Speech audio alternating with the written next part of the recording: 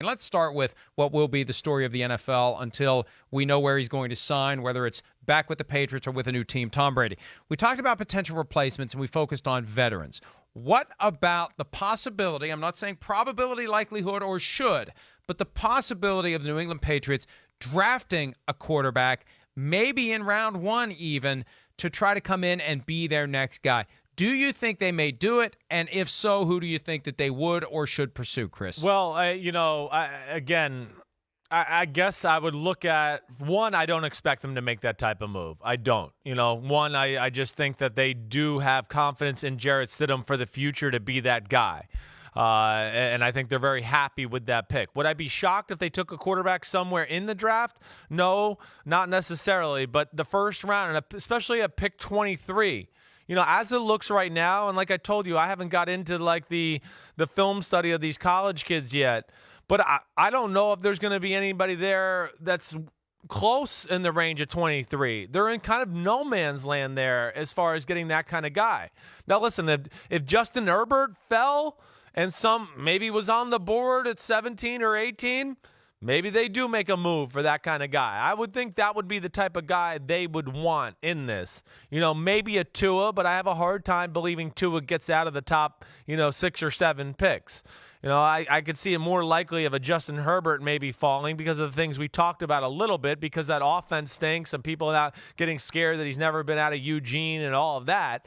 But for a team, Mike, the Patriots, they don't have a second-round pick.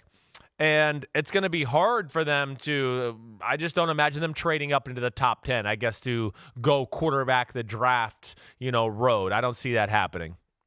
Yeah, I don't disagree with you.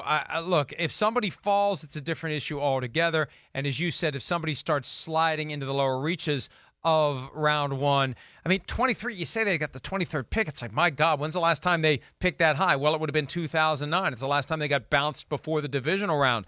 So they're not starting in as low of a spot as they would have been. And remember, in 2015, they didn't have a first-round pick at all because of Deflategate.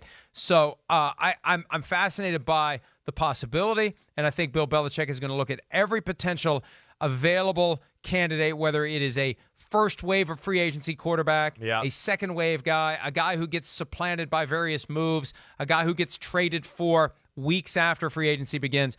But, whatever it takes to make the team better. And really, what do they think about Jarrett Stidham? Are they ready to hand the reins to him? They were ready to give the reins to Tom Brady when Drew Bledsoe got injured in September of 2001, and Brady, as a sixth-round pick, was in his second season. So, we may be looking at Stidham now saying, who knows? A year from now, we may be saying, man, Jarrett Stidham, a Pro Bowler, a guy who took the team to the Super Bowl, whatever the case may be. But I think that I'd be fascinated by Tua if I was the Patriots. Right. But I agree with you. They're not even close enough to even get a whiff of Tua. No, I just have a hard time thinking Tua gets out of the top 7, injury concern or not. I just think there'll be some team there that's just going to go, okay, whatever. We're going to let him sit on the bench, and also, I don't know if Tua really fits what New England wants at quarterback. Maybe they've changed, but hey, Tua, you can say what you want. I love watching him play. He's got some big-time skill. I get it.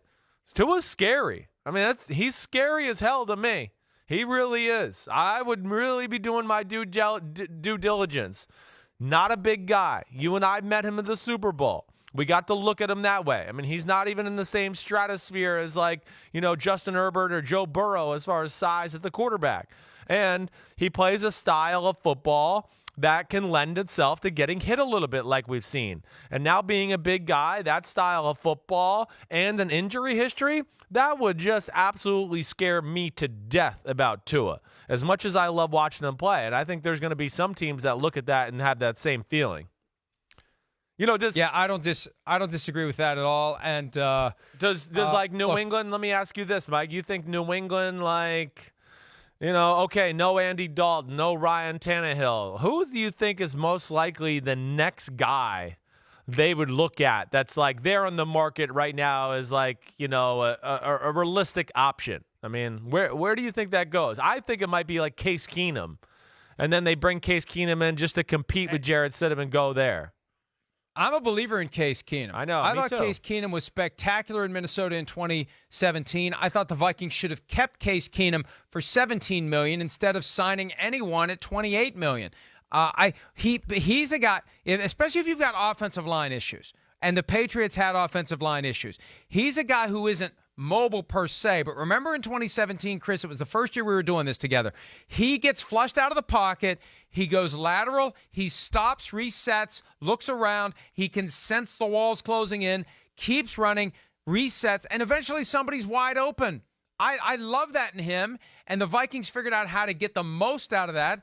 And that would be a breath of fresh air for a Patriots offense that has relied on Tom Brady stepping up in the pocket and sliding left and right without really running. Right. They could really do a lot of things, and it would cover up for a bad offensive line. Yes, it would. I mean, yeah, I hear you all there, and I'm with you. I mean, I think Case Keenum is better than what people want to give him credit for. He was phenomenal in that year in Minnesota, like you talked about. Did some good things with the Redskins. I mean, let's be serious. The Redskins weren't that talented, didn't have that much help around them either, so nothing was going to look that pretty. But, yeah, very fascinating. The thing I also find fascinating is, like, we don't even talk about Marcus Mariota in this conversation, guys like that. Like, where the hell is he? That's a guy whose name has been coming up in connection with the Patriots. Yeah, I know. Would that shock you? Would that shock you if, you put Marcus Mariota in the right spot? And, where the coach is the strong personality and you don't need the quarterback to be as vocal of a leader as maybe you need him to be in other cities. Because that was the one big knock. Right. And I've met Mariota a couple of times. It's like, there's not a whole lot of dynamic personality radiating out of him. Very nice guy, very great athlete, but I don't know what kind of a quarterback he is when you look at the full package. That's a fascinating possibility if the Patriots think that they could get more out of Mariota than the Titans. Yeah, it is. I mean, there's a lot of things to like about Mariota's game. The thing that's just going to scare the Patriots or any team that starts to evaluate him is, kind of what you talked about a little there, is just the throwing itself, the consistency there.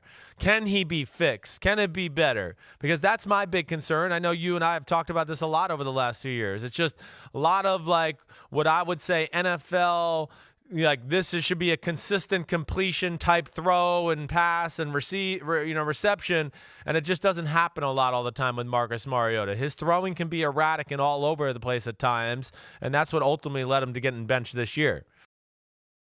Hi, I'm Mike Tirico, and thanks for watching.